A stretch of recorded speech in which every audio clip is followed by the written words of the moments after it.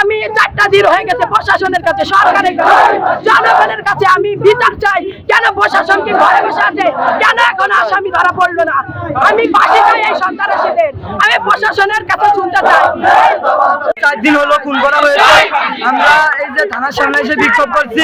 আমরা প্রশাসনের কাছে শুনতে যাচ্ছি যে প্রশাসন এখনো খুনিদের কেন গ্রেফতার করেনি। আমরা এই জন্য এখানে আসছি, প্রশাসন কি করে বিক্ষোভ করতে 4 দিন হয়ে গেছে। সুমন ভাই মারা গেছে, এখন পর্যন্ত প্রশাসন তার কোনো সুষ্ঠু তদন্ত করতে পারে না, ধরতে পারে না। খুনিরা এখনো বাইরে ঘোরাফেরা করতেছে। তার জন্য আমরা তার দাবিতে আজকে আমরা রাস্তায় নেমেছি এবং বিক্ষোভ করতেছি।